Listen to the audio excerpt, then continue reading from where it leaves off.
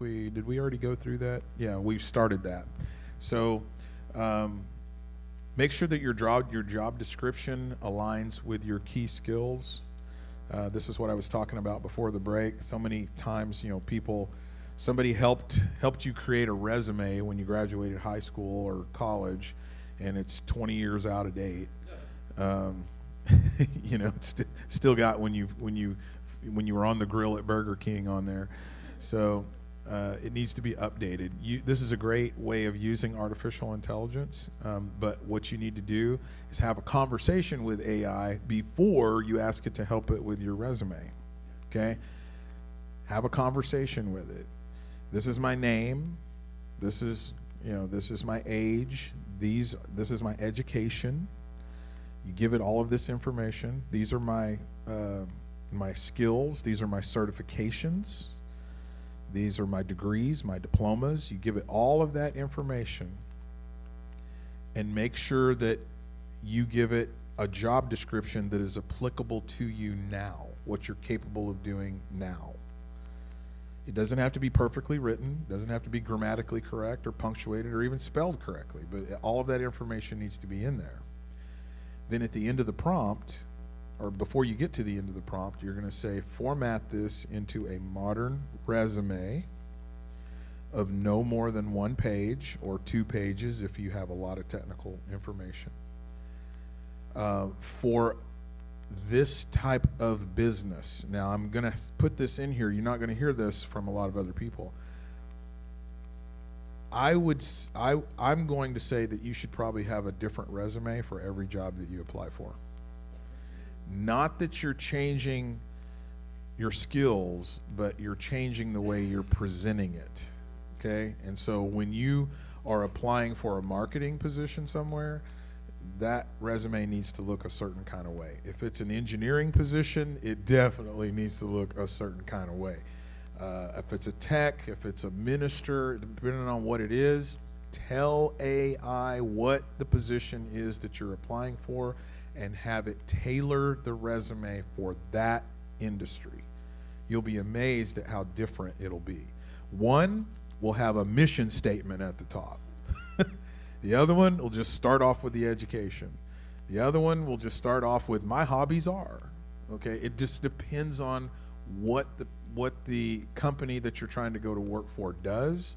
Maybe even you could tell it a little bit about the company culture. Okay, for instance, I was in the airline industry for decades. I can tell you right now, Southwest Airlines has a completely different corporate culture than American Airlines.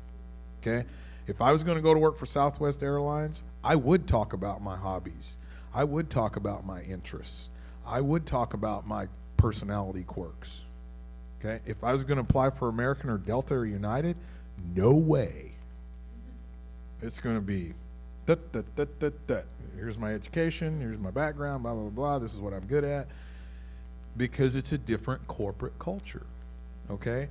We don't know what those corporate cultures are always, but AI does, because AI is going to go out there and look at the articles that are written about that company and determine what the corporate culture is and then help you tailor your resume to perfectly align with them.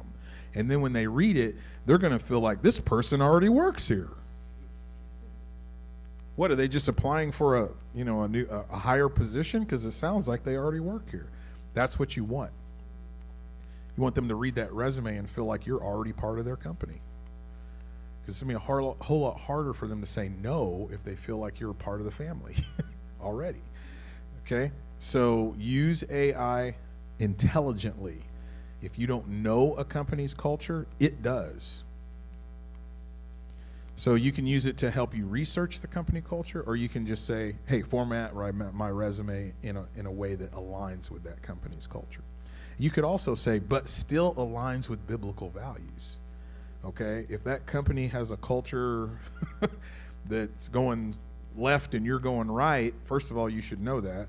But secondly, you probably want to advocate for yourself that, you are a person of high moral standards, something like that, so there's not a misalignment between you and the company culture.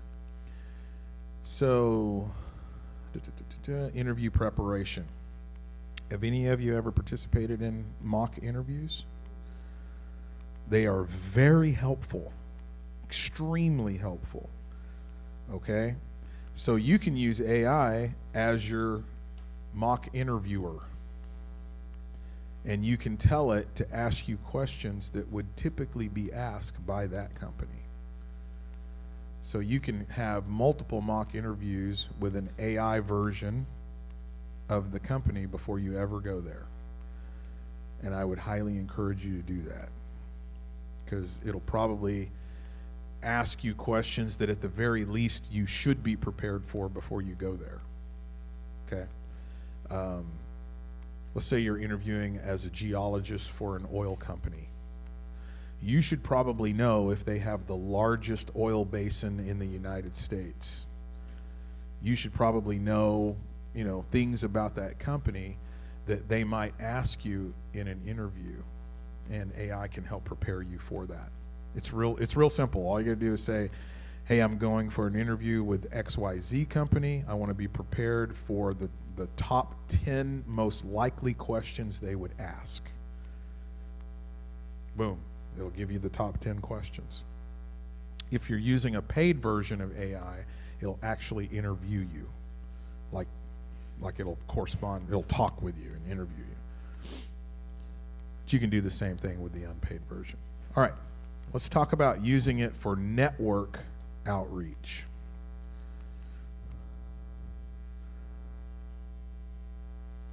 Does anybody have a LinkedIn profile? A couple people? All right. LinkedIn is a big deal. Social media for business, very well used in corporate America. People look at, I know when I'm getting ready to hire somebody, or if I'm thinking about hiring somebody, that's one of the first places I go to is look at their LinkedIn. You can tell a lot about a person but based on their LinkedIn profile. So you can use AI to help draft your LinkedIn profile, and I would encourage you to do that. But make sure it has some of your own personality in that. Okay, don't just copy paste it again. Yes, sir. Okay, yeah, let's back up. Resume? Uh-huh.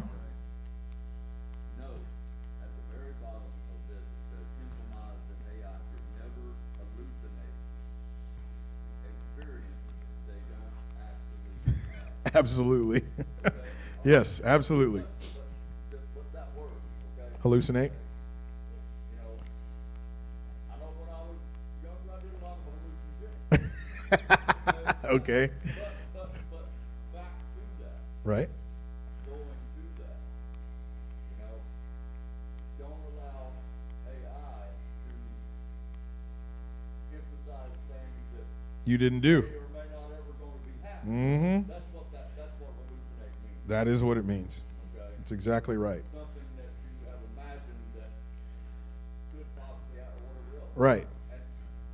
Because somebody could put into the prompt, make this resume the best it could possibly be for this position.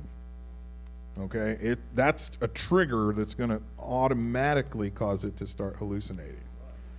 Okay, so again, there's nothing wrong with using AI as an assistant, again, but you do have to read through it and make sure that it is accurate, because it will put things in that are not there.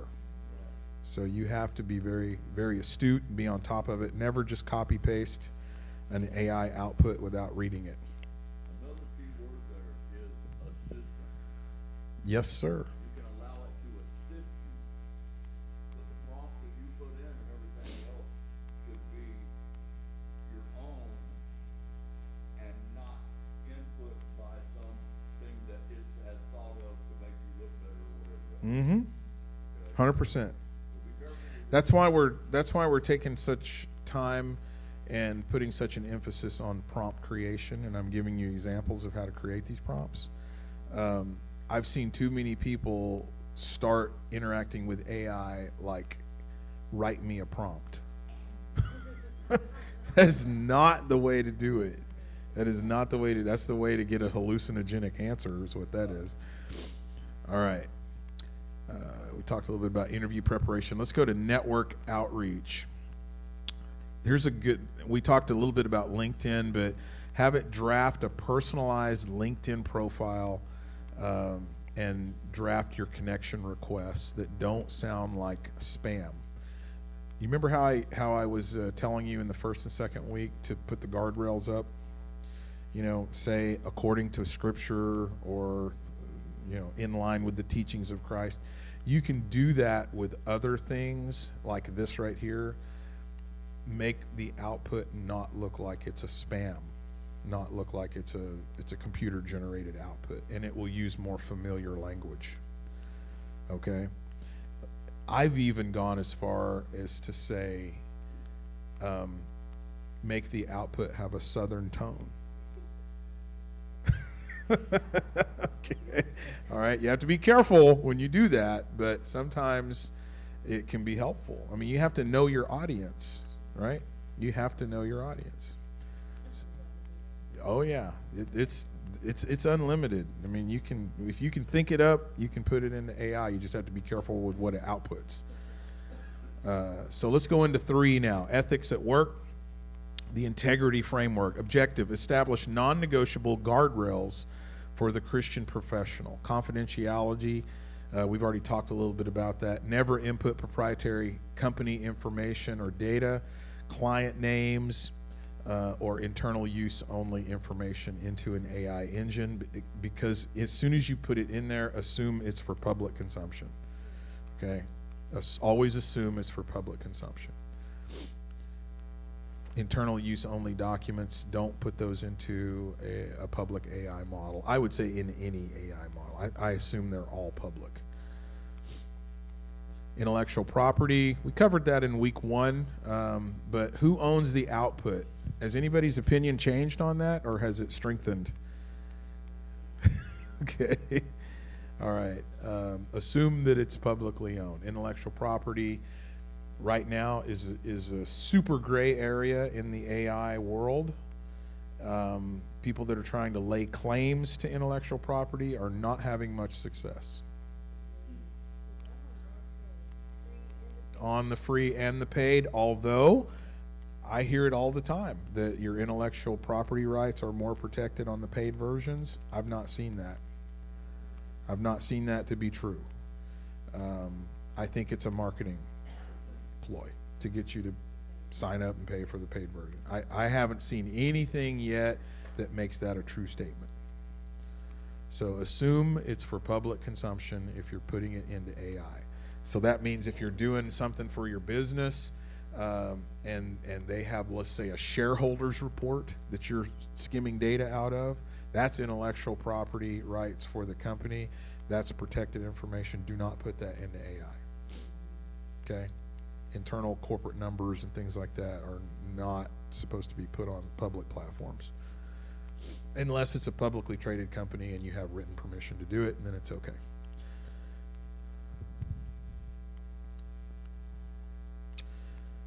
It says discuss current legal standings and company-specific policies. I'm not going to do that because it's fluid and it's changing. Anything I were to tell you is probably going to be different next week. Just assume that it's for public consumption. Unless somebody creates something that doesn't exist yet that better protects your intellectual property, assume it's for public consumption. Transparent disclosure. If AI did 80% of the work, is it honest to claim 100% of the credit? It is not. And I talked about this in week 2.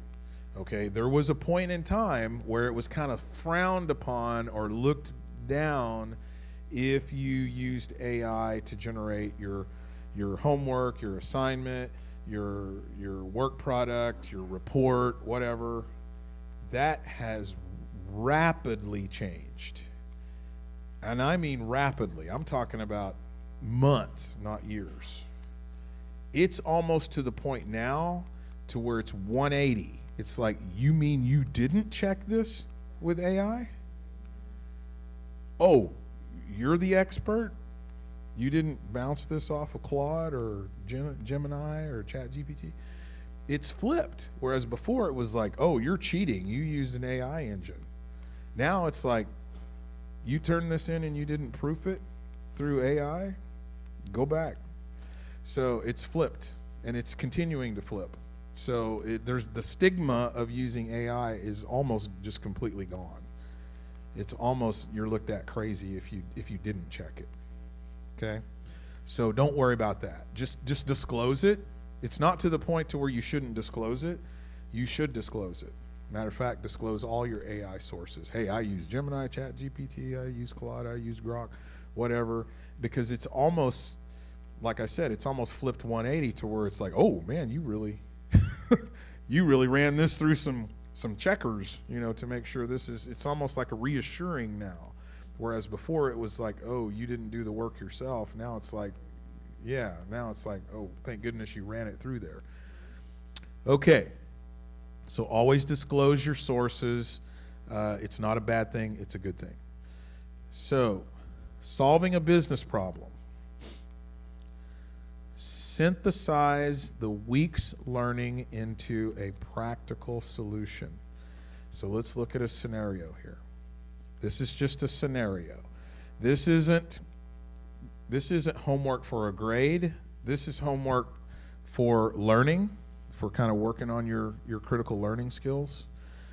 So it says assignment, but this is not an assignment for a grade. I would still like for you to do it, just because it'll kind of sharpen your AI prompt writing skills. But as an example, we're going to go through this process. We're going to analyze what is the core bottleneck. Let's go back. The scenario is a local nonprofit is struggling with donor retention. In other words, they get donors, they donate once or twice, and then they drop off and they don't donate anymore. They have 500 donors, but only one part-time staff member to manage communications. So they know that they're not doing a good job of communicating with those donors. Their data is unorganized, and their outreach is generic. It's not specific, it's not targeted, it's not by a demographic or an age range. It's just a generic list of names. So, the assignment would be to analyze what is the bottleneck here. How come we keep losing donors? They have 500 donors, but only one part-time staff member to manage the communications. Their data is unorganized, and their outreach is generic. So analyze what is the core bottleneck. Time, is it time? Is it personalization? People don't feel like they're being spoken to by another human, feels like a spam email or something. Or is it the organization of the data? What do I mean by that? I mean there's no consistency. You got a name for one person, the next one you don't have a name but you have a phone number. The next one you don't have a name or a phone number but you have an email address. Okay, is it inconsistency in the data that's being gathered? So, let's look at the design part. How can AI help? Using AI to segment the donor list, drafting personalized thank you templates. There's a difference between a template and a letter. Template's kind of like a guide to make sure you get all the necessary points in the letter, but a letter automatically, it kind of feels more personal, right? If you get a letter, okay. All right. Drafting personalized thank you templates and creating a 12-month social media content calendar in 30 minutes. And then the third part here is to refine it. How do we keep the human touch? As an example, the AI drafts the letters, but the staff member hand signs and adds a one-sentence personal note at the end. That's something that you can do on a laptop, on a tablet, on your phone, in your spare time. You can, and it doesn't have to be that scenario. It could be a completely different scenario, but you can do this with the free versions. But this is a practical use of artificial intelligence, and it's kind of giving you a guideline of analyze, design, refine.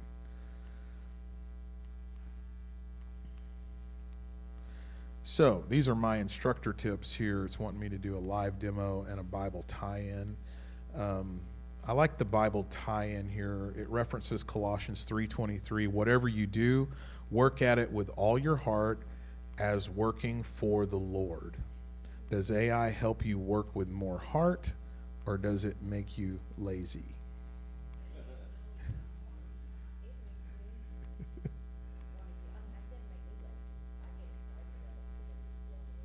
Right? I actually do more too. I actually get more done, put it that way. I probably do less, but I get more done. Yeah. Motivation. Right? Well, you can focus the AI on the parts that are the hardest for you and help you overcome those barriers, and then move on to the parts that you're good at.